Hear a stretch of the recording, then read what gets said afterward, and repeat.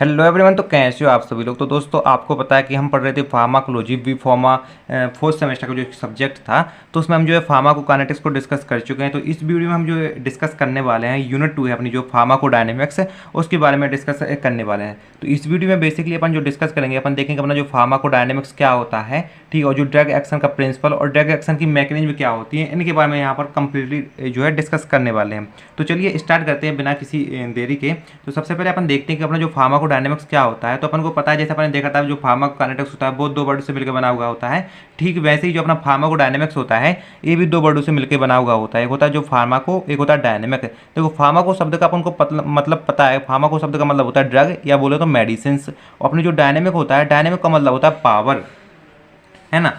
तो यहाँ पर जो अपन कहें कि अपने जो फार्माकोडायनेमिक्स क्या होता है, अपन एक सिंपल वर्ड में कहें कि फार्माकोडायनेमिक्स क्या है, कि जो है what drug does to the body, मतलब कि अपनी जो ड्रग है बॉडी के साथ क्या करती है। तो अपन को पता है कि अपन जो ड्रग है वो बॉडी के अंदर जाके जो है बायोकेमिकल और जो फिजियोकेमिकल इफेक्ट को शो करती है, या बोले तो अपन सिंपल वर्ड में कहें तो जो है रिस्पॉन्स को शो करती है, जिससे कि क्या हो अपनी डिसीज का जो प्रिवेंटेशन हो सके, डायग्नोसिस हो सके और उसका जो है ट्रीटमेंट हो सके, है ना। तो क्या होता है अपनी बॉडी के अंदर जितने भी जो बायोकेमिकल और फिजियोकेमिकल इफेक्ट होते हैं, तो फार्माकोडायनेमिक्स क्या करता है, उनको डिस्क्राइब करता है, एक्सप्लेन करता है। साथ ही साथ जो अपनी जो ड्रग है, ठीक है, वो किस तरह से अपनी बॉडी के अंदर जो है एक्शन प्रोड्यूस कर रही है, या बोले तो जो उसकी ड्रग की मैकेनिज्म क्या है, ठीक है, मैकेनिज्म ऑफ एक्शन क्या है, तो उसके बारे में जो है फार्माकोडायनेमिक्स जो है एक्सप्लेन करता है। इसी के साथ साथ यहाँ पर दो शब्द अपन को समझना है फार्माकोडायनेमिक्स पढ़ने से पहले, कि एक होता है ड्रग एक्शन, एक होता है ड्रग इफेक्ट। तो ड्रग एक्शन क्या होता है? ड्रग एक्शन का मतलब होता है जो अपनी ड्रग है वो कैसे जो है आपका जो है इफेक्ट प्रोड्यूस कर रही है। इसके कहने का मतलब ये है कि मान लो आपकी जो ड्रग है कौन कौन से रिसेप्टर से जाके आपकी बाइंड हो रही है, ठीक है, किस तरह से बाइंड हो रही है, ठीक है। तो ये सब जो है ड्रग एक्शन के अंतर्गत आता है। और ड्रग इफेक्ट वो कहलाता है कि what response produce by the drug, मतलब कि जो है अपनी ड्रग है वो क्या रिस्पॉन्स प्रोड्यूस करती है। कहने का मतलब ये है कि जब भी अगर आपकी कोई एक ड्रग है किसी रिसेप्टर से जाके बाइंड होती है, किस तरह से बाइंड होती है, ठीक है, तो ये कहलाएगा ड्रग एक्शन। वहाँ पर रिसेप्टर से बाइंड होने के बाद वो किस तरह क्या एक्शन प्रोड्यूस करती है, क्या उसमें चेंजेस आते हैं रिसेप्टर में, कौन क्या रिस्पॉन्स देखने को मिलता है, वो कहलाता है ड्रग इफेक्ट।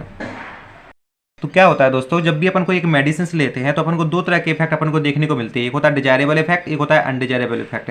डिजायरेबल इफेक्ट वो इफेक्ट कहलाता है जिसकी हमको जरूरत होती है। जैसे कि आपने जो है पैरासीटामोल ली, तो पैरासीटामोल आपने किस लिए ली, कि आप समझो कि आपने ली उस पैरासीटामोल इसलिए ली कि आपको जो फीवर है, ठीक है, वो उसका प्रिवेंटेशन हो सके। लेकिन वहीं अगर जाके आपकी बॉडी के अंदर वो किसी अदर इफेक्ट को शो करने लगे, जैसे आपको हीट होने लगे या कुछ और भी आपको इफेक्ट देखने को मिले, तो वो क्या कहलाते हैं, अनडिजायरेबल इफेक्ट कहलाते हैं। ठीक है, डिजायरेबल इफेक्ट वो इफेक्ट कहलाता है जिसकी हमको जरूरत होती है। अनडिजायरेबल इफेक्ट वो कहलाता है जिसकी हमको जरूरत नहीं होती है, बट क्या होता है कभी कभी अपन को शो होने लगता है, अपन को मिलता है। ठीक है, अनडिजायरेबल इफेक्ट हो सकता है जिसकी कोई साइड इफेक्ट हो सकता है, कोई टॉक्सिक इफेक्ट हो सकता है, या कोई एडवर्स इफेक्ट हो सकता है। तो अपन को दो इफेक्ट अपन को शो मिलती हो। ये जो दोनों इफेक्ट हैं इनको अपन क्या फार्माकोडायनेमिक्स के अंदर ही अपन स्टडी करते हैं दोनों के बारे में।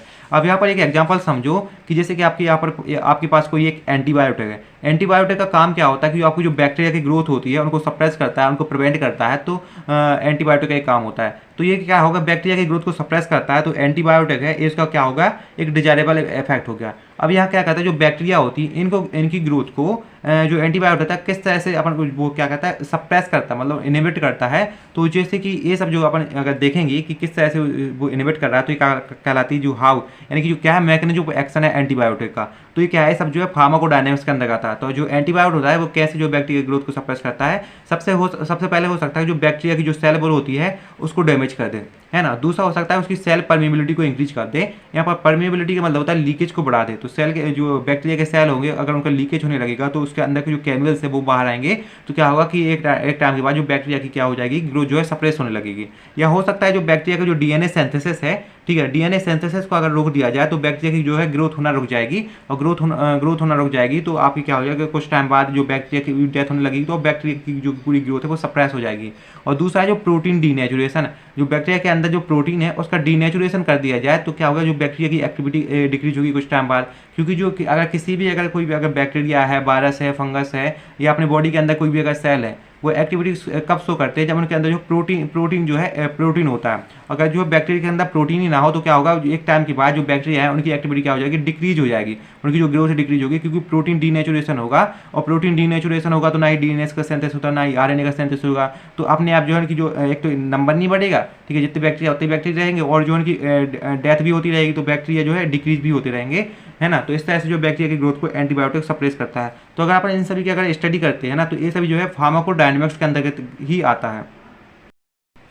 अब अपना जो ड्रग एक्शन है, ठीक है, उसका अपना प्रिंसिपल के बारे में यहाँ पर डिस्कस करते हैं। तो सबसे पहले आप थोड़ा सा ये समझो कि आपकी जो ड्रग होती है वो अगर आपके किसी भी सिस्टम में जाती है तो वहाँ पर कोई एक न्यू फंक्शन को इम्पैक्ट नहीं करती है, कोई भी न्यू फंक्शन को जनरेट नहीं करती है, बल्कि वो क्या करती है, आपकी बॉडी के अंदर जो भी ऑनगोइंग एक्टिविटी होती है, जो आपकी बॉडी के अंदर जो एक्टिविटी चल रही होती है, ठीक, उनको क्या करता है, चेंज करता है, और जो इंक्रीज और डिक्रीज करके जो ऑनगोइंग एक्टिविटी होती है तो क्या करता है, इंक्रीज एंड डिक्रीज करके आपको जो फार्माकोलॉजिकल इफेक्ट होता है या रिस्पॉन्स होता है जिसकी आपको जरूरत होती है, ठीक है, उसको शो करता है। जबकि ये क्या करता है, आपकी सिस्टम में जाके कोई नई फंक्शन को डेवलप नहीं करता है, जो आपके पहले से है, ठीक है, उसी को जो उसके में चेंज करेगा, इंक्रीज और डिक्रीज करके आपको जो है फार्माकोलॉजिकल रिस्पॉन्स देगा। यहाँ पर क्या होता है कि जो ड्रग एक्शन होता है, देखो 5 तरह से आपको कोई भी ड्रग एक्शन प्रोड्यूस करती है। एक तो होता है स्टिमुलेशन, डिप्रेशन, इरिटेशन, रिप्लेसमेंट और साइटोटॉनिक एक्शन। तो इसके बारे में अपन जो है बारी बारी से अपन क्रमशः जो है स्टडी करते हैं। तो सबसे पहला है स्टिमुलेशन। तो स्टिमुलेशन को अपन कहें तो क्या होता है स्टिमुलेशन में, कि आपकी जो ड्रग होती है आपकी बॉडी के अंदर जाके आपकी जो सेल होती है, स्पेशलाइज्ड सेल होते हैं, ठीक है, उनकी एक्टिविटी को इंक्रीज कर देता है। स्टिमुलेशन का मतलब होता है कि आपकी बॉडी के अंदर कोई भी एक्टिविटी चल रही होती है उसको इंक्रीज करना, स्टिमुलेट करना, ठीक है। स्टिमुलेट का मतलब होता है इंक्रीज करना। तो आपकी बॉडी के अंदर आपकी जो स्पेशलाइज्ड सेल है, ठीक है, उनकी जो एक्टिविटी रहती है उनको एनहेंसमेंट कर देता है। एनहेंसमेंट का मतलब होता है इंक्रीज करना। जैसे कि यहाँ पर एग्जांपल समझो कि जैसे आपकी जो कैफीन होती है, तो कैफीन क्या करती है, आपका जो सीएनएस को स्टिमुलेट कर देती है, मतलब आपकी जो ब्रेन की एक्टिविटी होती है, ठीक है, उनको क्या करता है, इंक्रीज कर देता है। ऐसी जो एड्रेनलिन होती है जिसको अपन इफिनेफ्राइन भी करते हैं, वो क्या करता है, आपकी जो हार्ट को स्टिमुलेट कर देता है, मतलब आपकी जो हार्ट है उसकी जो एक्टिविटी होती है, ठीक है, उनको इंक्रीज कर देता है। इसी तरह जो फ्लूकॉर्फिन होता है वो होता है आपकी जो सेलिवरी ग्लैंड होती है, जिससे आपके सलाइवा का सीक्रेशन होता है, तो उसको स्टिमुलेट कर देता है, जिससे क्या होता है, आपकी जो सलाइवा का सीक्रेशन होता है ना, वो क्या होता है, बहुत ज़्यादा होने लगता है। तो फ्लूकॉर्फिन और कैफीन और एड्रेनलिन ये क्या होते हैं, आपको जो स्टिमुलेंट होते हैं, है ना, क्या होता है, ड्रग स्टिमुलेंट होते हैं। इस तरह जो दूसरा एग्जांपल है, एग्जांपल नहीं कि आपको जो दूसरा है वो डिप्रेशन। तो डिप्रेशन को अपन क्या कहते हैं, सप्रेशन भी कहते हैं। अपन को पता है सप्रेस का मतलब होता है एक्टिविटी को डिक्रीज करना। अभी अपने बैक्टीरिया में ये शब्द देखा है, सप्रेस करता है बैक्टीरिया की ग्रोथ को। तो सप्रेस का मतलब क्या होता है, उसकी सप्रेस का मतलब होता है उसकी जो है डिक्रीज करना, है ना, कम करना। इससे डिप्रेशन का मतलब क्या होता है, जैसे बहुत सारी ऐसी ड्रग रहती हैं जो क्या करती है, आपकी बॉडी के अंदर जाके आपको जो स्पेशलाइज्ड सेल होते हैं जिसकी आपको एक्टिविटी डिक्रीज करनी होती है, तो क्या करता है, उसकी एक्टिविटी को क्या करता है, डिक्रीज करता है। यहाँ पर जो है डायमेंशन लिखा हुआ है, डायमेंशनल, इसका मतलब ये होता है कि एक्टिविटी को डिक्रीज करना। जैसे कि यहाँ पर एग्जांपल देखो, आपकी जो बारबिचुरेट होती है, बारबिचुरेट होती है, वो क्या करती है, आपको सीएनएस डिप्रेस के रूप में वर्क करती है, मतलब आपकी जो सेंट्रल नर्वस सिस्टम है, ब्रेन है, ठीक है, उसकी एक्टिविटी को क्या करता है, डिक्रीज कर देता है। इससे जो क्विनिडीन होती है वो क्या करता है, आपकी हार्ट की एक्टिविटी को डिक्रीज कर देता है। और जो ओमेप्राजोल होता है वो क्या करता है, आपकी जो गैस्ट्रिक एसिड जूस है, जो गैस्ट्रिक एसिड जूस जो कि आपको जो डाइजेशन के लिए बहुत इंपॉर्टेंट होता है, तो क्या करता है, उसके सीक्रेशन को क्या करता है, ये डिक्रीज कर देता है। तो ये जो ड्रग दी गई जैसे कि ओमेप्राजोल हो गए, बारबिचुरेट हो गए, क्विनिडीन हो गया, ये क्या होता है, डिप्रेसेंट के जो प्रिंसिपल पे क्या करती है, वर्क करती है। अब यहाँ पर थोड़ा सा एक चीज़ और देखो, क्या होता है कि बहुत सारी ऐसी ड्रग हैं जो क्या करती है, किसी एक टाइप की सेल पे क्या होती है, स्टिमुलेंट के रूप में वर्क करती हैं, मतलब उसकी किसी एक तरह के सेल की एक्टिविटी को इंक्रीज करेंगी। वहीं वो ड्रग क्या करती है, अपनी बॉडी के अंदर किसी जो दूसरे सेल होंगी उनकी एक्टिविटी को डिक्रीज करती है। जैसे कि यहाँ पर एग्जाम्पल में लिया गया है कि जो एसिटाइलकोलिन होता है वो क्या करता है, जो आपकी स्मूथ मसल्स होते हैं, जैसे कि स्मूथ मसल जैसे कि ब्लैडर हो गया है, जीआईटी हो गया, ठीक है, इन सभी की क्या करता है, स्टिमुलेंट के रूप में वर्क करता है, मतलब इसकी एक्टिविटी को इंक्रीज कर देता है। वहीं क्या करता है कि जो कुछ अदर टाइप जैसे कि आपकी जो हार्ट होता है, हार्ट में ऐसे नोड्स होता है, तो उसकी एक्टिविटी को क्या करता है, डिक्रीज कर देता है। तो ऐसी ड्रग जो क्या करती है, स्टिमुलेंट के रूप में भी वर्क करती हैं और डिप्रेशन के रूप में भी वर्क करती हैं। तो इनको अपन जो है अच्छे तरह से क्लासीफाई नहीं कर पाते कि ये ड्रग क्या है, कि जो है ड्रग स्टिमुलेंट के रूप स्टिमुलेंट है या ड्रग डिप्रेसेंट है। तो इनको जो क्लासीफाई करना जो बहुत ही जो है मुश्किल पड़ जाता है ना। तब जो तीसरा प्रिंसिपल है वो इरिटेंट है। इरिटेंट तो क्या होता है, बहुत सारी ऐसी ड्रग होती हैं जो क्या करती है, इरिटेशन के जो प्रिंसिपल पे वर्क करती है। जैसे कि आपको पता है कि बाम होती है, तो इरिटेशन में क्या होता है कि क्या होती है, नॉन सेलेक्टिव होती है। सबसे पहली बात तो कि इसमें क्या होता है कि जब भी आपकी कोई इरिटेंट होती जो इरिटेशन के इरिटेंट ड्रग होती है जो कि क्या करती हैं, इरिटेशन को कॉज करती हैं। तो मान लो जैसे कि आपको एग्जांपल समझो कि आपको सिर दर्द दे रहा है ना, तो आप क्या करते हो, बाम को लगा लेते हो, तो आपको क्या होता है, आपके सिर पर जो इरिटेशन होने लगता है ना। तो आप इरिटेशन के कारण क्या होता है कि आप जो आपको जो हेडेक हो रहा होता है, सिर दर्द हो रहा होता है, तो आप उसको भूल जाते हो कुछ टाइम के लिए, जब तक कि आपको इरिटेशन हो रहा होता है। मतलब कि आपके जो है अब क्या होता है कि इरिटेशन ज़्यादा होने लगता है हेडेक से ज़्यादा, तो आपका जो सारा कंसंट्रेशन है, आपका सारा जो माइंड है इरिटेंट को ही याद करता है, जिससे आपको हेडेक के लिए आपको कुछ टाइम के लिए आराम मिलता है ना। तो ऐसा क्या होता है कि इरिटेशन का ही प्रिंसिपल होता है। मतलब क्या कहता है, आपकी जो पहले से आपकी जो डिसीज है उसको वर्क नहीं करेंगी, उस पर वर्क नहीं करती हैं, ठीक है, उसको कम नहीं करती हैं, क्योर नहीं करती हैं, लेकिन वो क्या करती है, उसको कुछ टाइम के लिए आपको उससे जो है आपको राहत देती हैं, ठीक है। तो क्या होता है, जब भी जो इरिटेंट वाली ड्रग होती हैं, इनको क्या करते हैं, अपन ज़्यादा मात्रा में अपन एक्सेसिव यूज कर लेते हैं, तो अपन को क्या होता है, कुछ टाइम के बाद अपन को जो है इन्फ्लामेशन सीन होता है, अपन को कोरोजन सीन होता है, नेक्रोसिस सीन होता है। नेक्रोसिस आपको पता है, आपने पैथोफिजियोलॉजी में पढ़ा होगा, नेक्रोसिस का मतलब क्या होता है, आपकी जो सेल होते हैं, ठीक है, सेल की डेथ होने लगती है, और क्या होता है उसमें मॉर्फोलॉजिकल डैमेज होने लगता है, मतलब सेल अडेप्टेशन आपको होने लगता है, इन्फ्लामेशन होता है, कोरोजन होता है, नेक्रोसिस होता है। जब भी आप क्या करते हो, जो अपना इरिटेंट होता है, ठीक है, उसको आप ज़्यादा मात्रा में आप क्या कर लेते हैं, यूज कर लेते हैं। आपका चौथा है रिप्लेसमेंट। तो रिप्लेसमेंट में बेसिकली क्या होता है कि आपकी बॉडी के अंदर जो भी आपके नेचुरल मेटाबोलाइट जो होते हैं, हार्मोन होते हैं, तो क्या होता है कभी कभी जो है उनकी जो है कमी देखने को मिलती है। जैसे कि आपको पता है कि जब भी क्या होता है अपन को आयोडीन की कमी हो जाती है, तो आयोडीन क्या होता है कि मेटाबोलाइट्स होता है, जब भी आपको आयोडीन की कमी हो जाती है तो आपको गोइटर की डिसीज आपको शो होने लगती है, मतलब आपका गला जो है बड़ा हो जाता है। ऐसे जब भी आपको क्या होता है, आयरन की डिफिशियंसी होती है तो आपको एनीमिया होने लगता है। ऐसे जब भी डोपामाइन की डिफिशियंसी होती है तो आपको पार्किंसन डिसीज हो जाती है। जब इंसुलिन की डिफिशियंसी होती है तो आपको डायबिटीज हो जाता है। तो ऐसे में केसों में अपन क्या कहते हैं कि इन सभी को जो आपकी बॉडी के अंदर जो नेचुरल हार्मोन होते हैं, मेटाबोलाइट होते हैं, तो उनकी कमी हो जाती है। तो अपन क्या कहते हैं, इनको इंजेक्शन के फॉर्म में या अपन को क्या होता है ड्रग के फॉर्म में अपन जो इंजेक्ट कराते हैं बाहर से ही, तो इसका मतलब क्या होता है कि आपको इनको अपन रिप्लेस कर देते हैं, ठीक है, बाहर से देके। तो इसी तरह से जो है बहुत सारी डिसीज को किया जाता है, जैसे कि तो एक प्रिंसिपल क्या कहलाता है, रिप्लेसमेंट का प्रिंसिपल कहलाता है। और जो पांचवा प्रिंसिपल वो है साइटोटोनिक एक्शन का। तो साइटोटोनिक एक्शन में क्या होता है कि आपके बॉडी के अंदर जो भी कोई पार्टिकुलर सेल है जो आपकी बॉडी को क्या कर रहा है, हार्म पहुंचा रहा है, तो अपन क्या करेंगे, उसको अपने किल कर देंगे without significantly affect the host cell. Host cell क्या कर रहा था, अपनी बॉडी। तो बॉडी के अंदर के जो सेल हैं, ठीक है, उनको किसी भी तरह का जो है कोई भी इफेक्ट नहीं पहुंचाएंगे। लेकिन जो अपनी बॉडी के अंदर कोई भी सेल है जो अपन को हार्मफुल है अपनी बॉडी के लिए, तो क्या करते हैं, उसको किल कर देते हैं। जैसे कि कभी कभी क्या होता है, अपनी बॉडी के अंदर कोई भी जैसे कैंसर के सेल डेवलप होते हैं, तो अपन कोई एक ड्रग देते हैं जो क्या करती है, आपकी बॉडी के अंदर जाके सिर्फ जो आपके कैंसर होता है, सिर्फ कैंसर के सेल को ही वो क्या करती है, किल कर देती हैं, ठीक है। जबकि बॉडी के अंदर जो सही सेल होते हैं, जो होस्ट सेल होते हैं, उसको किसी भी तरह का इफेक्ट नहीं पहुंचता है। ये तो एक एग्जाम्पल हो गया। दूसरा एग्जाम्पल समझो, जैसे कि आपके जो बैक्टीरिया होते हैं, ठीक है, तो बैक्टीरिया आपकी बॉडी के अंदर होते हैं, तो फिर क्या कहते हैं, एंटीबायोटिक देते हैं। तो एंटीबायोटिक क्या कहते हैं, आपकी बॉडी के अंदर जाके जो आपके बैक्टीरिया होते हैं, सिर्फ बैक्टीरिया को ही किल करता है, क्योंकि वो अपने बॉडी के लिए हार्मफुल है। जबकि वो अपनी बॉडी के अंदर जो अपने होस्ट सेल होते हैं, बॉडी के सेल होते हैं, उनको किसी भी तरह का नुकसान नहीं पहुंचाता है। तो इस तरह से जितनी भी ड्रग एक्ट करती हैं, तो उनका जो प्रिंसिपल होता है वो कौन सा प्रिंसिपल होता है, साइटोटॉक्सिक एक्शन होता है। तो ये तो अपन जो है ड्रग एक्शन के जो प्रिंसिपल को अपन स्टडी कर चुके हैं। अब अपन देखने वाले हैं कि अपना जो ड्रग है, ठीक है, उसकी मैकेनिज्म क्या होती है, ड्रग एक्शन की कौन कौन सी मैकेनिज्म है, किस मैकेनिज्म पे वो एक्ट करता है।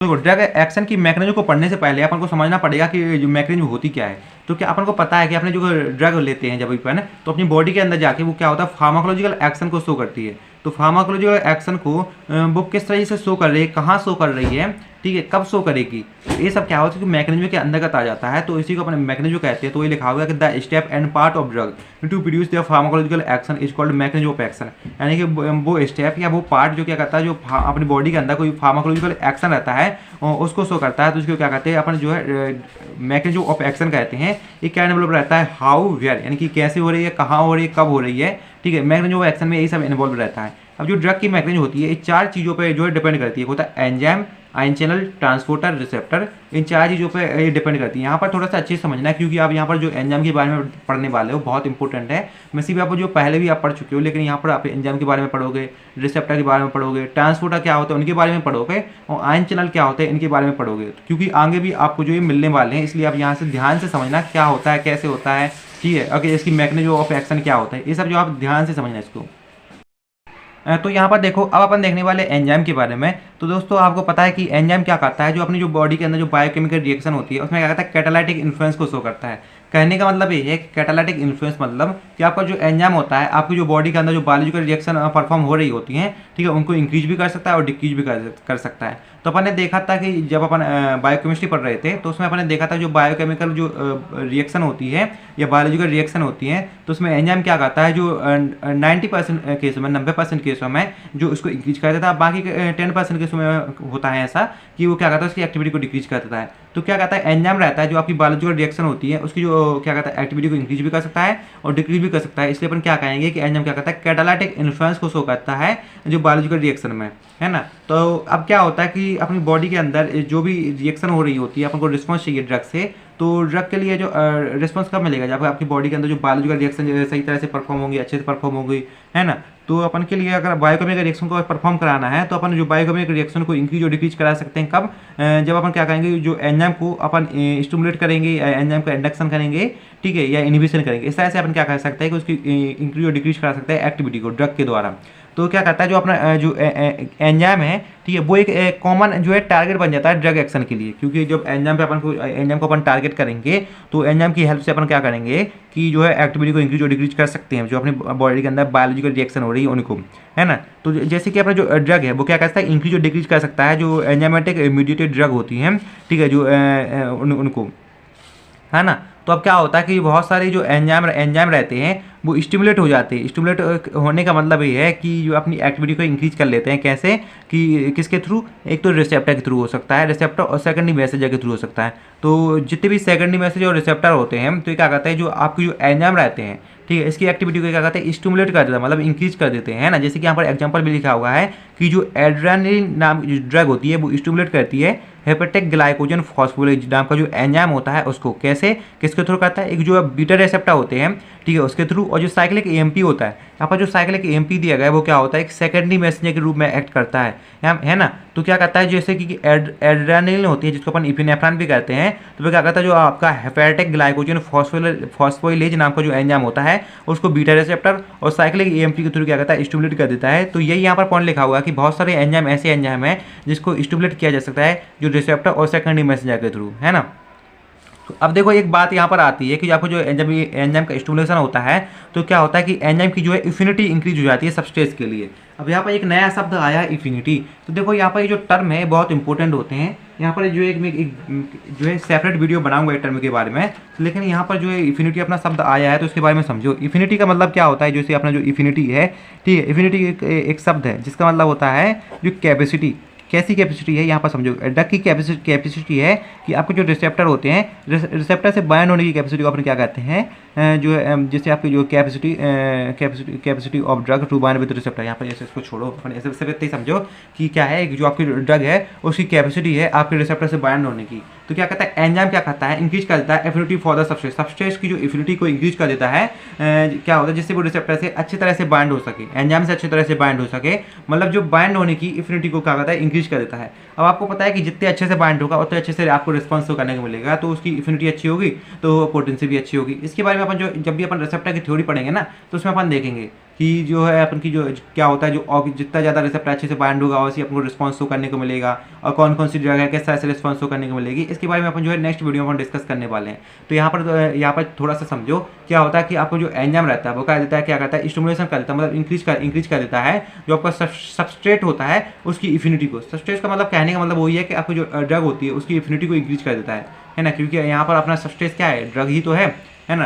तो क्या होता है जो स्टिमुलेशन होता है जब भी एंजाइम का तो क्या होता है सबस्ट्रेट की एफिनिटी इंक्रीज हो जाती है, बट उसका जो रेट कांस्टेंट रहता है, रेट कांस्टेंट जो केएम रहता है, ठीक है, रेट कांस्टेंट रहता है रिएक्शन का वो क्या होता है लोअर होता है ना। उसकी एफिनिटी तो इंक्रीज हो जाती है बट उसका जो रेट कांस्टेंट रहता है वो लोअर रहता है। अब यहाँ पर देखो दो चीज़ समझो कि यहाँ पर क्या है, एक है एंजाइम इंडक्शन एंड यहाँ पर जो थोड़ी यहाँ पर लिखना है यहाँ पर लिखना है नॉन कॉम्पिटेटिव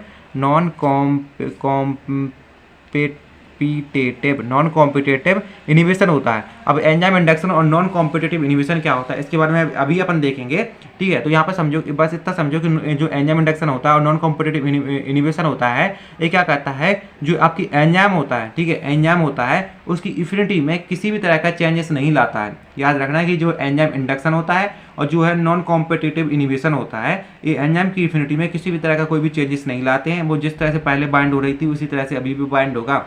जब एंजाइम इंडक्शन और एंजाइम जो नॉन कॉम्पिटिटिव इनिबिशन होता है वो किसी भी तरह का कोई भी चेंजेस नहीं लाते हैं। वहीं जब क्या होता है एंजाइम स्टिमुलेशन होता है, और एंजाइम स्टिमुलेशन होता है वो क्या करता है कि जो आपकी जो एफिनिटी रहती है उसको क्या करता है डिक्रीज कर देता है, और जो कॉम्पिटिटिव इनिबिशन होता है वो क्या करता है जो एक्टिविटी को इंक्रीज करता है रेट कॉन्स्टेंट को, इंक्रीज रेट कॉन्स्टेंट, है ना। अब यहाँ पर एक देखो कि आपका जो एंजाइम रहता है इसकी मैकेनिज्म क्या होती है। तो सबसे पहले यहाँ पर देखो आपके पास कोई सबस्टेंस है, कोई ड्रग है, तो क्या होगा कि आपको एंजाइम में, आपकी एंजाइम में क्या होता है, यहाँ पर एक क्या होता है एक बाइंडिंग साइड होती है जहाँ पर क्या होता है आपका जो सबस्टेंस आके बाइंड हो सकता है। तो यहाँ पर देखो यहाँ पर जो सबस्टेंस है इस बाइंडिंग साइड से आके बाइंड होता है, तो क्या होता है आपको एंजाइम सबस्टेंस आपको एक कॉम्प्लेक्स सीन होता है। जब भी क्या होगा एंजाइम सबसे कॉम्प्लेक्स होगा तो आपका क्या होगा आपको रिसेप्टर एक्टिवेट हो जाएगा, रिसेप्टर एक्टिवेट होने के बाद क्या होगा आपको जो है कन्फर्मेशन चेंज देखने को मिलेगा। कन्फर्मेशन चेंज देखने को मिलेगा तो क्या होगा आपको जो है प्रोडक्ट फॉर्म होगा, और प्रोडक्ट फॉर्म होने से क्या होगा आपको जो अपना जो फार्माकोलॉजिकल रिस्पॉन्स या वो रिस्पॉन्स जिसकी आपको नीड होती है वो आपको देखने को मिलेगा। तो ये तो हो गया इसकी जो एंजाइम की जो मैकेनिज्म है। अब यहाँ पर एक बात आती है, कौन सी बात आती है, इसको थोड़ा सा अपन समझो कि एंजाइम का देखो दो चीज़ अपन देखने वाले हैं कि एंजाइम इंडक्शन, एंजाइम इनिबिशन, मतलब एंजाइम की एक्टिविटी को इंक्रीज भी करेगा और एंजाइम की एक्टिविटी को डिक्रीज करेंगे। ठीक है, तो इनके बारे में अपन यहाँ पर जो अब देखने वाले हैं। यहाँ पर दो टर्म है कि एंजाइम इंडक्शन और एंजाइम इनिबिशन। तो सबसे पहले अपन जो है एंजाइम इंडक्शन के बारे में अपन देखेंगे। आपको सही से नहीं दिख रहा तो यहाँ पे इंडक्शन लिखा हुआ कि एंजाइम इंडक्शन। देखो एंजाइम इंडक्शन ठीक जो है स्टिमुलेंट की तरह है, बस थोड़ा सा आप डिफरेंट है। तो एंजाइम इंडक्शन में क्या होता है इंड्यूस होती है, इंड्यूस होने का मतलब होता है एक्टिविटी इंक्रीज होती है। याद रखना कि स्टिमुलेशन में भी जो एंजाइम की एक्टिविटी इंक्रीज हो रही थी और इंडक्शन में भी जो स्टिमुलेशन की एक्टिविटी है वो इंक्रीज हो रही थी, बस थोड़ा सा डिफरेंस है। वो क्या डिफरेंस है वो अपन यहाँ पर देखते हैं, लेकिन उसके पहले यहाँ पर देखते हैं कि सबसे पहले अपन क्या करते हैं कि जब भी अपन कोई एक ड्रग देते हैं वो जाके आपको जो एंजाइम होता है उससे बाइंड होता है, और बाइंड होने के बाद वो आपकी जो एंजाइम की एक्टिविटी रहते हैं उसको इंक्रीज कर देता है। तो इसको अपन इस प्रोसेस को अपन क्या कहेंगे एंजाइम इंडक्शन कहेंगे, है ना। और जिस ड्रग से ये जो है एंजाइम की एक्टिविटी इंक्रीज हो रही है, ठीक है, उसे क्या कहेंगे एंजाइम इंड्यूसर कहेंगे, है ना। तो ये तो हो गया सिंपल सा एंजाइम इंडक्शन क्या है उसके बारे में। अब यहाँ पर समझो कि एंजाइम एक्टिविटी रहती है वो इंक्रीज होती है कब, जब क्या होता है बॉडी के अंदर जो एंजाइम की जो एंजाइम होती है, ठीक है, एंजाइम का जो प्रोटीन होता है, ठीक है, उसकी सिंथेसिस ज़्यादा होने लगे, मतलब एंजाइम की जो प्रोटीन है वो ज़्यादा हो तो आपकी एंजाइम की एक्टिविटी भी क्या होगी ज़्यादा होगी, क्योंकि जितनी ज़्यादा प्रोटीन उतनी ज़्यादा आपको एक्टिविटी आपको देखने को मिलेगी। ये तो नॉर्मली आपकी बॉडी के केस में भी होता है कि आपको जितनी ज़्यादा आप जो प्रोटीन भरे फूड खाना खाते हो ना, तो उतनी ज़्यादा आपकी बॉडी जो है एक्टिविटी अच्छी शो करती है, मतलब हेल्दी होती है। तो ये तो सिंपल सा केस है कि जितनी ज़्यादा प्रोटीन होगी उतनी ज़्यादा आपको एंजाइम की एक्टिविटी देखने को मिलेगी। अब यहाँ पर देखो यहाँ डिफरेंस लिखा हुआ है कि एंजाइम जो स्टिमुलेंट होता है और जो है आपकी जो एंजाइम इंडक्शन होता है इसमें क्या डिफरेंस है। अपन क्या कह सकते हैं कि this can not be called stimulation, अपन क्योंकि देखो इसमें भी एक्टिविटी इंक्रीज हो रही है ना। तो स्टिमुलेशन में भी ये एक्टिविटी इंक्रीज हो रही थी, बस इस जो एंजाइम जो इंडक्शन होता है इसको अपन जो एंजाइम स्टिमुलेशन इसलिए नहीं कर सकते हैं क्योंकि इसमें क्या होता है जो रेट कांस्टेंट रहता है वो चेंज नहीं होता है। अपन ने देखा था कि जो एंजाइम स्टिमुलेशन में क्या हो रहा था कि आपकी जो ड्रग है, जो ड्रग की जो एफिनिटी है वो तो इंक्रीज हो रही थी, एक्टिविटी है, ठीक है, वो तो इंक्रीज हो रही थी, बट उसका क्या होता है जो रेट कांस्टेंट रहता है तब वो कम हो जा रहा था, लोअर हो जा रहा था। लेकिन इसमें ऐसा नहीं होगा, ठीक है, जब भी एंजाइम इंड्यूशन देखने को मिलेगा तो आपकी एंजाइम की एक्टिविटी तो इंक्रीज हो जाएगी, बट आपका जो रेट कांस्टेंट है Km है वो क्या रहेगा कि उसमें किसी भी तरह का आपको कोई भी चेंजेस देखने को नहीं मिलेगा। तो ये तो सिंपल सी बात होगी एंजाइम इंडक्शन के बारे में। आपके दूसरे केस में अपन देखने वाले हैं कि आपको जो एंजाइम इनिबिशन क्या होता है। देखो इनिबिशन और इनिवेटर शब्द के बारे में आपने पहले भी सुना होगा। इनिबिशन का मतलब क्या होता है रोकना, ठीक है। तो क्या होता है एंजाइम की एक्टिविटी को अपन क्या करते हैं इसमें रोकते हैं, डिक्रीज कर देते हैं। तो क्या करते हैं जब भी आपकी कोई ड्रग है वो जाकर रिसेप्टर से बाइंड होती है और रिसेप्टर से बाइंड होने के बाद जो आपकी एंजाइम की एक्टिविटी रहती है उसको इनिबिट कर देती है, रोक देती है। तो इसी प्रोसेस को अपन क्या कहते हैं एंजाइम इनिबिशन कहते हैं। तो जिस ड्रग के थ्रू होता है उसे क्या कहते हैं एंजाइम इनिबिटर कहते हैं ना। तो देखो बहुत सारे ऐसे जो केमिकल रहते हैं जैसे कि हैवी मेटल सॉल्ट हो गया, स्ट्रॉन्ग एसिड हो गया, एल्कलाइज हो गया, मतलब बेसिक ड्रग हो गई, ठीक है, फिनोल हो गए। तो ये क्या कहते हैं आपकी जो क्या होती है जो एंजाइम होती है उसके अंदर जो प्रोटीन होती है उसको डीनेचर कर देता है, मतलब सुखा देता है। तो उससे क्या होता है कि आपकी जो एंजाइम की एक्टिविटी रहती है वो डिक्रीज हो जाती है, क्योंकि जो प्रोटीन से ही आपकी जो है एक्टिविटी देखने को मिलती है। और जब आपकी जो एंजाइम रहती है उनकी जो प्रोटीन ही नहीं बचेगी तो एंजाइम क्या करता है किसी भी तरह का जो है आपको रिस्पॉन्स या किसी भी तरह की जो एक्टिविटी को शो नहीं करते हैं। अब देखो जो एंजाइम इनिबिशन होता है वो दो तरह से हो सकता है। अब बोले तो एंजाइम इनिबिशन को अपन दो तरह से क्लासीफाई कर सकते हैं, एक होता है कॉम्पिटिटिव इनिबिटर, एक होता है नॉन कॉम्पिटिटिव इनिबिटर। सबसे पहले अपन देखते हैं कॉम्पिटिटिव इनिबिटर में क्या होता है। तो कॉम्पिटिटिव इनिबिटर में क्या होता है कि इतना समझो कि आपका जो सबस्ट्रेट होता है, ठीक है, और आपका जो इनिबिटर होता है ना, तो इसका क्या होता है कि स्ट्रक्चर सेम होता है, कैटालाइटिक बाइंडिंग साइट होती है उसके लिए। तो क्या होता है इनमें जो है कंपटीशन होता है, कंपटीशन होता है मतलब एक दूसरे को कॉम्पीट करते हैं कि कौन यहाँ पर बाइंड होके कौन क्या अपना जो है एक्टिविटी को शो करेगा। इसके बारे में थोड़ा सा अपन यहाँ पर पहले तो अपन समझ लेते हैं कि क्योंकि थ्योरी से समझना जो है पॉसिबल नहीं है इसको अच्छे से, इसलिए अपन जो इस पर थोड़ा सा रफ से समझते हैं ना। थोड़ा सा अब एक चीज़ समझो कि आपको पता है कि जैसे अब यहाँ पर देखो कि आपको ये क्या है, यहाँ समझो कि यहाँ पर यहाँ क्या है, एंजाइम है ना। तो ये क्या है आपका एंजाइम है। तो अब ये मैंने देखो अभी पहले भी एंजाइम की जब मैकेनिज्म पढ़ रहे थे तो यहाँ पर ये देखा था कि यहाँ पर क्या होती है, एंजाइम की एक बाइंडिंग साइट होती है। यहाँ पर ये जो बाइंडिंग साइट होती है देखो याद रखना है, इसको अपन एक नाम देने वाले हैं, क्या है, कैटालाइटिक बाइंडिंग साइट। ये क्या है, कैटालाइटिक बाइंडिंग साइट। और एक चीज़ याद रखना कि कैटालाइटिक बाइंडिंग साइट होती है, इसमें ही वो एक्टिविटी होती है, ठीक है। जब भी क्या होता है कैटालाइटिक बाइंडिंग साइट से कोई ड्रग आके बाइंड होती है तो क्या करता है, अपनी एक्टिविटी को शो करता है। तो इसी के बाद जो अपन को क्या होता है, रिस्पॉन्स देखने को मिलता है कैटालाइटिक बाइंडिंग साइट से अब कोई ड्रग आके बाइंड होती है।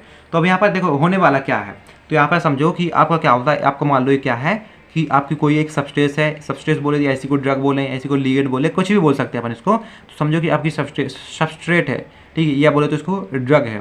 तो देखो ये तो ये ड्रग है। अब यहाँ पर क्या होगा कि आपकी जो यहाँ पर ड्रग रहती है, ठीक है, उसका स्ट्रक्चर और आपके जो कॉम्पिटिटिव इनिवेटर रहते हैं उनका स्ट्रक्चर क्या होता है, सेम होता है। तो यहाँ पर क्या है, इसका भी स्ट्रक्चर क्या है, सेम हो। ये क्या है, कॉम्पिटिटिव इनिवेटर है। देखो नाम से समझ है कॉम्पिटिटिव, यानी कॉम्पीट करने वाले हैं एक दूसरे को, एक दूसरे के बीच में क्या होता है, कॉम्पिटिशन होने वाला है।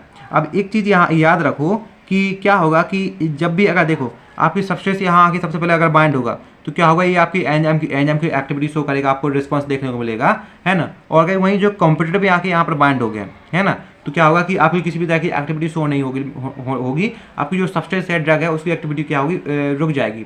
तो ये दो चीज़ यहाँ पर देखने को मिलेगी। अब अपन को अब देखना ये है कि कब यहाँ पर, क्योंकि देखो आपको बाइंडिंग साइड तो एक ही है ना, एक ही जगह आके तो बाइंड हो गए दोनों।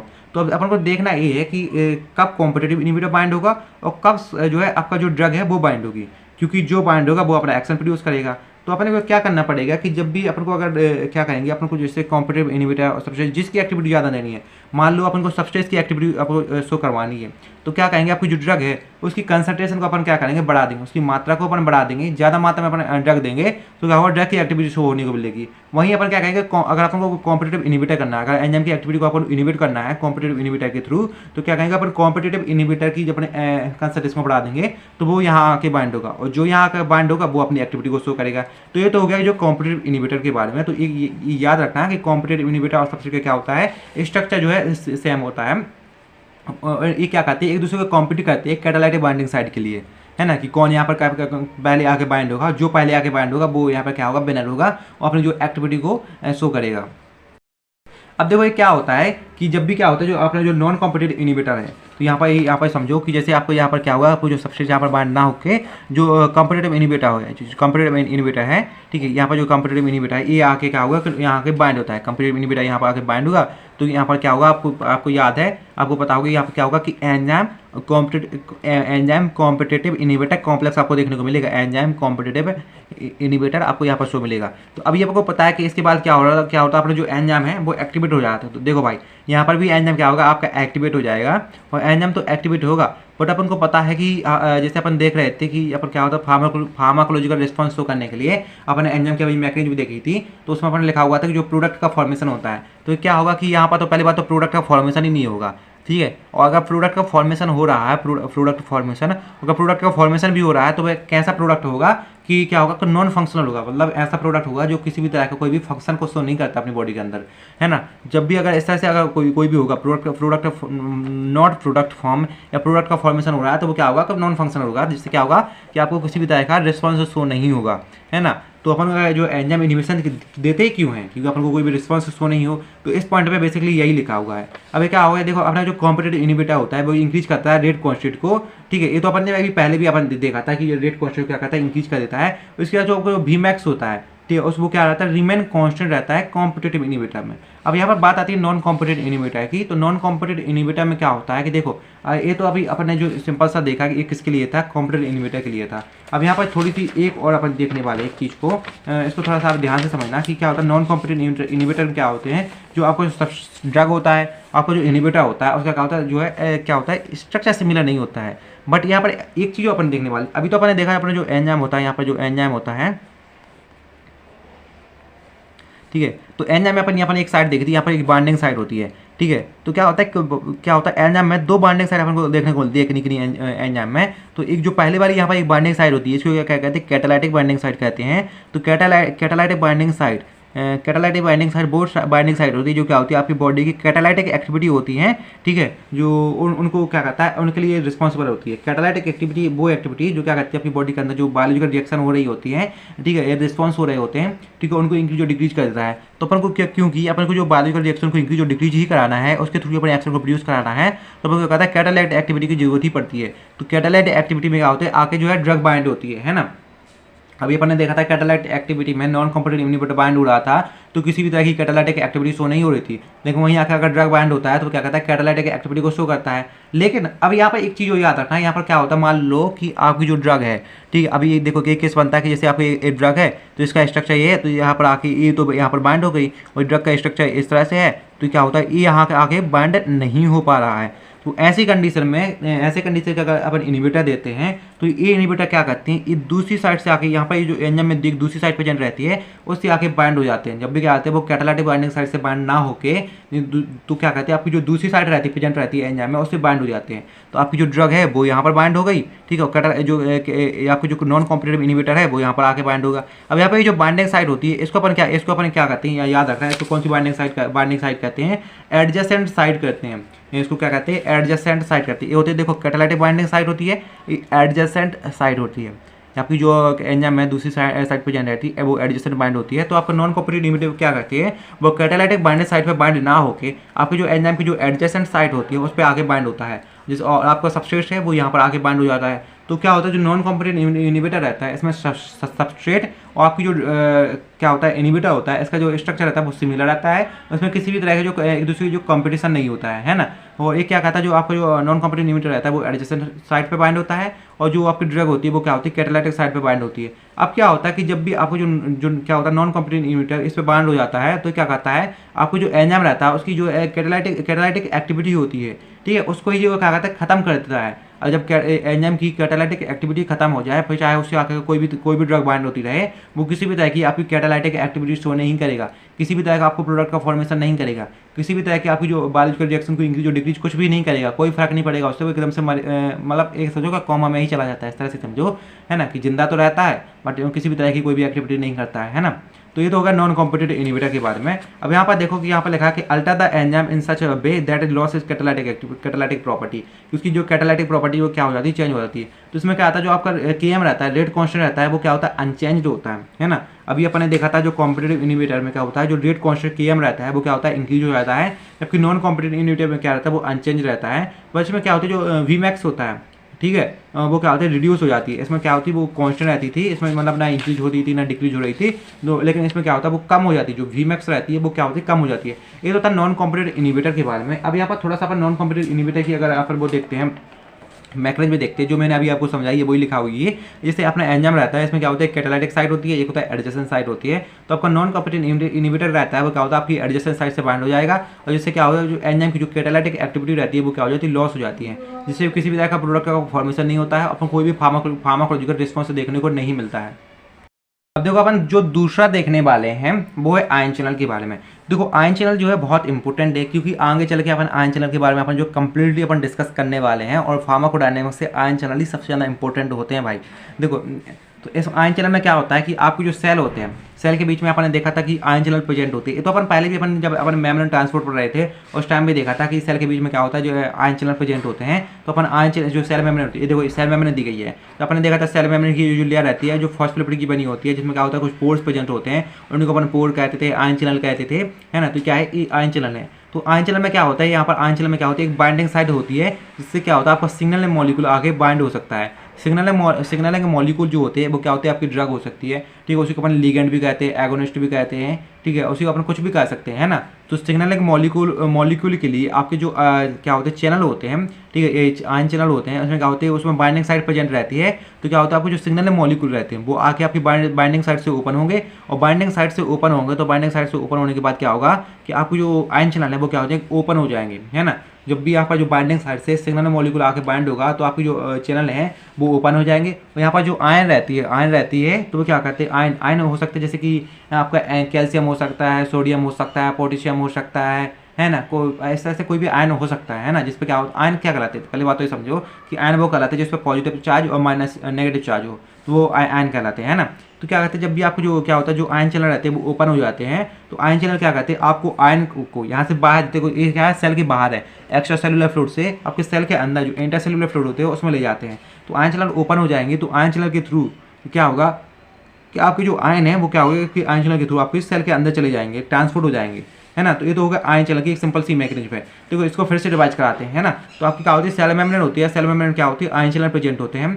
और आयन चैनल जो है कब एक्टिवेट होंगे, जब आयन चैनल में जो बाइंडिंग साइट होती है उसको क्या होगा, एक सिग्नलिंग मॉलिक्यूल से एक सिग्नल मिलेगा। जब भी क्या होगा, जो आपकी आयन चैनल को सिग्नल मिलेगा तो आपकी आयन चैनल क्या हो जाएंगे, ओपन हो जाएंगे। ओपन हो जाने के बाद ये जो आयन रहते हैं, ये जो आयन है ये क्या रहते हैं, जो क्या कहते हैं, आयन चैनल के थ्रू क्या होते हैं, बाहर से अंदर चले जाते हैं, है ना। तो क्या होता है, जब आयन चैनल जो बाहर से अंदर जाते हैं तो क्या होता है, जो आपके जो आयन चैनल रहते हैं ये रेगुलेट किए रहते हैं, मतलब कि उसको जो मतलब एक कांस्टेंट किए रहते हैं, बनाए रहते हैं कि आपके जो सेल के अंदर जो आयन होते हैं, है ना, कैल्शियम और कैल्शियम, सोडियम, पोटेशियम, ये जो आयन होते हैं आपके सेल के अंदर, उनको क्या करते हैं, उनकी जो बनाए रहते हैं उसकी कंसंट्रेशन को मेंटेन किए रहते हैं, है ना, क्योंकि जो है अंदर बाहर वो करते रहते हैं।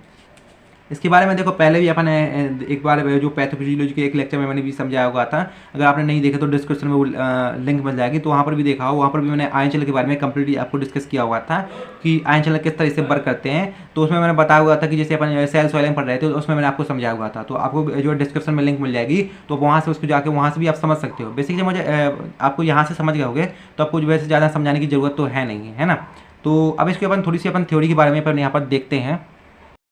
तो देखो यहाँ पर आयन चैनल की जो थ्योरी है उसमें क्या लिखा हुआ है कि सबसे पहले जो प्रोटीन होता है वो क्या करती है, एक्ट करता है आयन के रूप में, selectively channel participate in the transmembrane signal, यानी कि जो मेम्ब्रेन होती है सेल मेम्ब्रेन, उसको जो सिग्नल ट्रांसफर करना होता है ना, तो जो ट्रांसमेम्ब्रेन सिग्नल होते हैं उसमें भी जो परफॉर्म करता है, उसी के साथ क्या करता है, रेगुलेट करता है जो आपकी बॉडी के अंदर जो आयन की कंपोजिशन होती है उसको। अभी मैंने बताया हुआ था ना कि आपकी बॉडी के अंदर जो आयन कंपोजिशन होता है उसको मेंटेन किया रहता है ना। तो क्या कहता है, आपकी जो इंटरसेलुलर ट्रांसमेम्ब्रेन सिग्नल होता है, ठीक है, आप बोलो तो आपकी जो प्रोटीन होती है जो क्या कहती है, आयन के रूप में एक्ट करती है ना। तो आपकी बॉडी के अंदर जो आयन होते हैं, ठीक है, आयन की कंपोजिशन को क्या कहता है, मेंटेन कर रहता है। इसलिए क्या होता है कि देखो आपकी जो बहुत सारे ऐसे जो आपकी जो ड्रग मिलेंगी जो क्या कहेगी, आयन की कंपोजिशन को, ठीक है, कम में डिक्रीज करके जो है आपके एक्शन को प्रोड्यूस करते हैं, है ना। तो अपन ऐसे क्या कहेंगे कि आपकी जो ड्रग होती है, ड्रग एक्शन के लिए जो है एक कॉमन टारगेट बन जाता है आपका आयन चैनल। क्योंकि देखो ऐसे अभी आप देखोगे जी प्रोटीन का रिसेप्टर देखोगे क्योंकि अधिकांश रिसेप्टर जो है आयन चैनल पे ही वर्क करते हैं। जी प्रोटीन का रिसेप्टर देखोगे, बहुत सारे आयन चैनल भी आप देखोगे, voltage gated ion channel, ligand gated ion channel, है ना।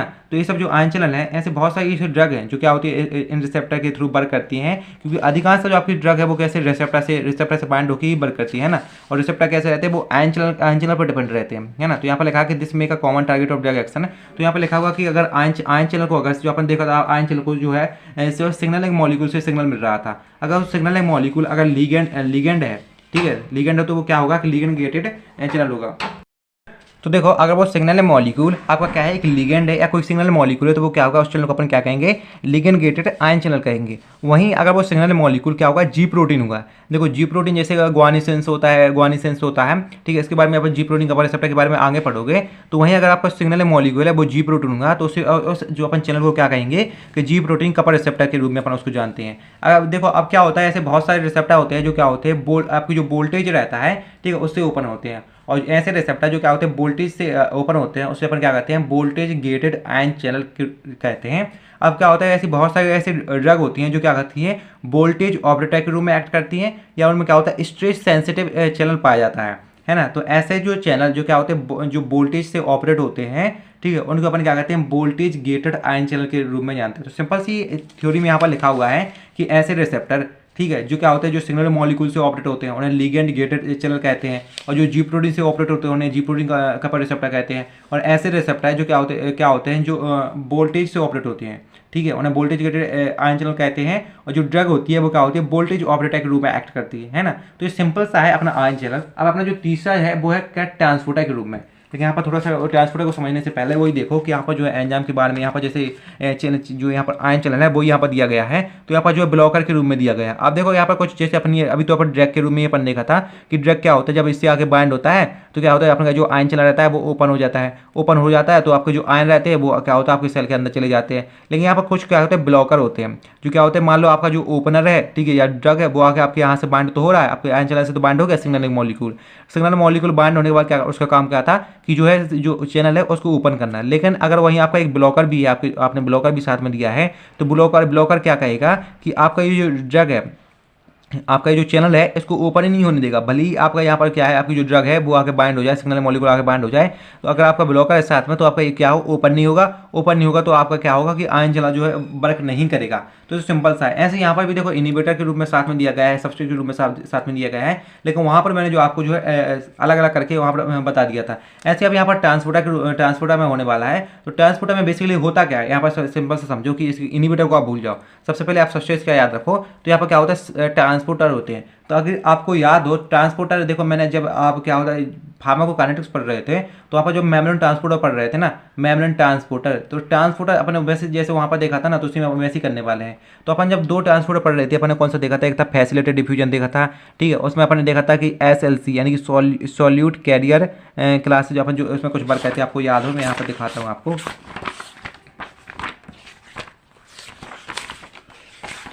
देखो आपको याद है ना, तो आप जब यहाँ पर पढ़ रहे थे फैसिलिटेटेड डिफ्यूजन वाला ये सब पढ़ रहे थे, अपन ने देखा था यहाँ पर भी जो SLC होता है ठीक है, ABC होता है ठीक है, तो ये सब क्या होते हैं ट्रांसपोर्टर होते हैं। इनके बारे में अपन ने जो पहले भी अपन ने देखा हुआ था है ना, तो इसमें अपन वही देखने वाले हैं। इसमें अपन देखने वाले कि जो ड्रग है देखो यहाँ पर भी तो उसका ट्रांसपोर्टर हो रहा है ना, क्या है कंसंट्रेशन से लोअर कंसंट्रेशन की ओर जा रहा है ठीक है, इसमें जो एक्टिव एनर्जी के थ्रू जो है हाई कंसंट्रेशन से लोअर कंसंट्रेशन की ओर जा रहा है, तो यहाँ पर भी क्या हो रहा है ट्रांसपोर्ट हो रहा है। तो यहाँ पर देखो अब जो अपन यहाँ पर ट्रांसपोर्टर पढ़ने वाले हैं ठीक है ड्रग का, यहाँ पर जो ट्रांसपोर्टर अपन यहाँ पर देखने वाले हैं ठीक है, इसमें भी क्या होता है जो है फैसिलिटेड जो आपको ट्रांसपोर्ट होता है ठीक है, फैसिलिटेड ट्रांसपोर्ट हो गया या एक्टिव एनर्जी के थ्रू जो आपका एक्टिव ट्रांसपोर्ट होता है। तो इन्हीं दो ट्रांसपोर्ट के थ्रू यहाँ पर भी क्या होना है वो ड्रग का जो है ट्रांसपोर्ट होने वाला है सेल के अंदर है ना। तो इसके बारे में अपन पहले भी डिस्कस कर चुके हैं और यहाँ पर भी अपन थोड़ा सा इसको अपन देखते हैं कि कैसे जो है आपके ट्रांसपोर्टर वर्क करते हैं। तो यहाँ पर थ्योरी में वही लिखा हुआ कि बहुत सारे एंजाइम होते हैं जो क्या होते हैं कि आपकी सेल मेम्ब्रेन होती है उसमें क्या होते हैं लॉकेटेड होते हैं और क्या होता है ट्रांसपोर्टर के रूप में वर्क करते हैं है ना। तो एक ट्रांसपोर्टर क्या कहते हैं कि आपका जो एंजाइम होता है यहाँ पर जैसे आपका क्या है एक ट्रांसपोर्टर में आपका एक ट्रांसपोर्टर है ना, ट्रांसपोर्टर को ये अपन ट्रांसपोर्टर जो है आपके इस पर क्या होता है जब भी आपकी ड्रग आके इससे बाइंड होती है ठीक है, तो बाइंड होने के बाद क्या कहता है ये जो क्या होता है मूव हो जाता है, टर्न हो जाता है, घूम जाता है। तो घूम जाने के बाद क्या होगा कि आपकी जो ड्रग है वो क्या होती है अभी जो सेल के बाहर थी अभी इसने क्या कर दिया सेल के अंदर कर दिया। तो ये तो हो गया सिंपल सा फैसिलिटेटेड डिफ्यूजन के बारे में हो गया। एक होता है एक्टिव जो एनर्जी के थ्रू जो ट्रांसपोर्टर ऑपरेट होते हैं वो भी होते हैं जिनके बारे में अपन एक्टिव ट्रांसपोर्ट में भी अपन लर्न किया हुआ था। तो क्या होता है जब भी सबसे आगे से बाइंड होता है तो बाइंड होने के बाद क्या होता है इसको एक्टिव एनर्जी चाहिए पड़ती है। तो एक्टिव एनर्जी देखो आपको उस पर अपन ने देखा था सिम्पोर्ट और एंटी सिम्पोर्ट, तो उनके थ्रू आपको जो सोचो कि कहीं से जो है एक्टिव एनर्जी मिल जाती है ATP के थ्रू कहीं से भी इसको एक्टिव एनर्जी मिल जाती है। तो एक्टिव एनर्जी मिल जाने से क्या होता है ये मूव होकर जो आपकी ड्रग जो बाहर थी उसको अंदर करता रहता है। तो उसको जो है एक जगह से दूसरी जगह जो अंदर से बाहर बाहर से अंदर जो है ट्रांसपोर्ट करता रहता है। तो ये क्या होता है ड्रग इस तरह से ऑपरेट होती है वो क्या ट्रांसपोर्ट कराती है। तो यहाँ पर थ्योरी में लिखा हुआ है कि क्या होता है कि जो क्या होता है जो एक फैसिलिटेटेड डिफ्यूजन होता है जो क्या कहता है कंसंट्रेशन ग्रेडियंट को फॉलो करता है।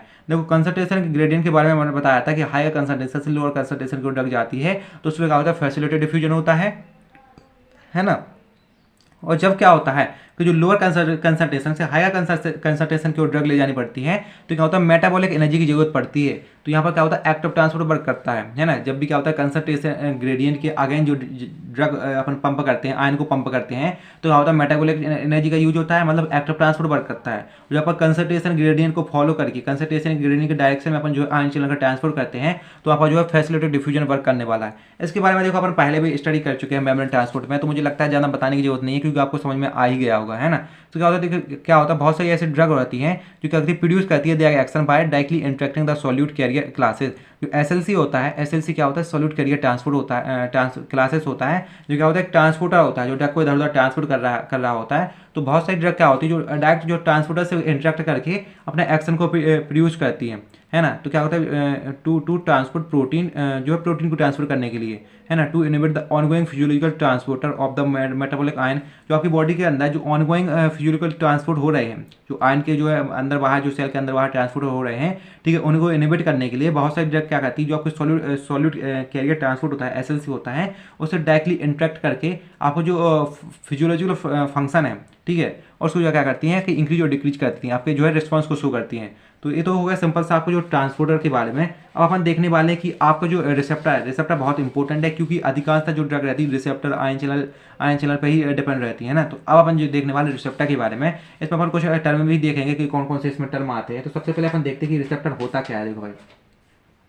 देखो रिसेप्टर होता क्या है, तो यार समझो कि रिसेप्टर क्या होता है, एक माइक्रो मॉलिक्यूल्स होता है ना, एक माइक्रो मॉलिक्यूल्स होते हैं जो क्या होते हैं, बहुत छोटे छोटे होते हैं, जिनमें क्या रहता है, बाइंडिंग साइट रहती है। जैसे अपने एंजाइम में देखा था ना कि एंजाइम में बाइंडिंग साइट रहती है, ठीक वैसे ही जो है एंजाइम में भी बाइंडिंग साइट रहती है, और जो एंजाइम होते हैं वो क्या होते हैं, रिसेप्टर की तरह ही एक्ट करते हैं, है ना। तो समझो कि जो अभी अपने जो अभी एंजाइम में भी अपन जो मैकेनिज्म देख रहे थे ना, वही सेम मैकेनिज्म यहाँ पर रिसेप्टर की वर्क करती है, क्योंकि एंजाइम जो होते हैं वो रिसेप्टर के रूप में ही एक्ट करते हैं। देखिए यहाँ पर बुक में आपके जो है जो मैकेनिज्म ऑफ एक्शन, जो ड्रग की एक्शन है, इसमें एंजाइम रिसेप्टर दोनों दिए गए थे, इसलिए मैं दोनों आपको बता रहा हूँ, है ना।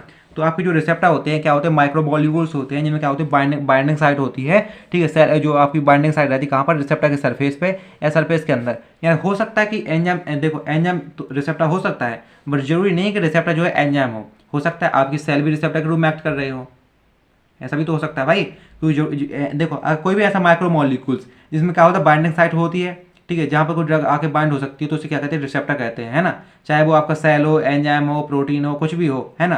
तो वो तो हो गया रिसेप्टर के बारे में। तो रिसेप्टर क्या होता है, एक माइक्रोमोलिक्यूल्स होता है, जिसमें क्या होती है, बाइंडिंग साइट होती है, जिसमें क्या होता है कि उसकी सरफेस पे और उसके अंदर क्या होता है कि जो इफेक्टर सेल है, ठीक है, उसमें क्या रहती है कि जो बाइंडिंग साइट रहती है ना। तो इस बाइंडिंग साइट क्या रहती है, रिकॉग्नाइज करती है, अट्रैक्ट करती है किसी भी ड्रग को अपनी ओर खींचती है, ताकि तुम आओ हमारे इस बाइंडिंग साइट से, तुम बाइंड होके अपना कोई भी जो है इनिशिएट करो, अपना जो रिस्पॉन्स है उसको। बट क्या कहता है, जो रिसेप्टर होता है, इसका खुद का कोई भी फंक्शन नहीं होता है। जब तक कि रिसेप्टर से आगे कोई भी ड्रग बाइंड नहीं होगी, आपका रिसेप्टर एक्टिवेट नहीं होगा तो किसी भी तरह का आपको रिस्पॉन्स देखने को नहीं मिलेगा, है ना। तो अपन कह सकते हैं रिसेप्टर के कोई भी इनिशिएशन, कोई भी फंक्शन नहीं होता है। ये फंक्शन कब शो करता है, जब भी इससे कोई आकर ड्रग बाइंड होती है। रिसेप्टर क्या होता है, माइक्रोमोलिक्यूल्स होता है, जिसमें बाइंडिंग साइट होती है। ये बाइंडिंग साइट सेल के अंदर और बाहर कहीं भी हो सकती है, ठीक है। और इसमें क्या होती है, ड्रग आके बाइंड होती है जो बाइंडिंग साइट से, और बाइंड होने के बाद क्या होती है, अपना फार्माकोलॉजिकल रिस्पॉन्स शो करती है और रिस्पॉन्स शो करती है, ठीक है। सिंपल सा हो गया, ये तो रिसेप्टर क्या होता है। अब देखो यहाँ पर कुछ अपन थोड़ा सा देखते हैं कि रिसेप्टर की मैकेनिज्म क्या है। तो देखो रिसेप्टर सेम उसी तरह से वर्क करता है जैसे कोई एंजाइम वर्क कर रहा होता है। तो रिसेप्टर क्या होती है, ड्रग है, क्या होती है, रिसेप्टर से जब भी बाइंड होगी, तो बाइंड होने के बाद क्या होता है, ड्रग रिसेप्टर कॉम्प्लेक्स फॉर्म होता है, और कॉम्प्लेक्स फॉर्म होने के बाद क्या होता है, प्रोडक्ट का फॉर्मेशन होता है। प्रोडक्ट का फॉर्मेशन होने के बाद क्या होता है, अपन को रिस्पॉन्स देखने को मिलता है। तो सिंपल सी मैकेनिज्म है ड्रग रिसेप्टर इंटरेक्शन की, है ना। अब देखो क्या होता है कि बहुत सारे largest number of drug do not bind directly with effector है। तो क्या होती है, बहुत सारी जो ऐसी ड्रग हैं जो क्या होती है, जो डायरेक्टली जो आपके इफेक्टर से बाइंड नहीं होती है। जैसे कि आपका एंजाइम इफेक्टर क्या है, देखो यहाँ पर इफेक्टर देखने वाले हैं सबसे पहले। जैसे एंजाइम हो गया, चैनल हो गया, ट्रांसपोर्ट हो गया, स्ट्रक्चर प्रोटीन हो गया, टेम्पलेट हो गया, बायोमोलिक्यूल्स हो गया, ये कुछ इफेक्टर हैं। तो बहुत सारी ड्रग रहती है जो इन इफेक्टर से डायरेक्टली बाइंड नहीं होती हैं। वो पहले क्या करती हैं, आपकी जो है effector act through specific micromolecule which the effector, ठीक है, जो क्या होते हैं, इफेक्टर होते हैं, और जो स्पेसिफिक माइक्रोमोलिक्यूल्स थ्रू क्या करती है, वो एक्ट करती है, जो कि क्या होती है, जो इनसे बाइंड ना होके वो स्पेसिफिक माइक्रोमोलिक्यूल्स के थ्रू एक्ट करती हैं, जो क्या होती है, इफेक्टर होते हैं। और जो स्पेसिफिक माइक्रोमोलिक्यूल्स होते हैं, ठीक है, जिनको जो क्या कहते हैं, जो मॉलिक्यूल और बाइंडिंग साइट को रेगुलेट करते हैं, ठीक है, जिसके साथ क्या होती है, जो आपकी ड्रग है वो एसोसिएट होती है, इंटरेक्ट करती है, ठीक है। तो उसी को अपन क्या कहते हैं, रिसेप्टर कहते हैं। तो सिंपल से दूसरी इंट्रोडक्शन लिखा होगा रिसेप्टर के बारे में। अब यहाँ पर ओनली डेफिनेशन लिख दोगे एग्जाम में, तो उससे में चल जाएगा।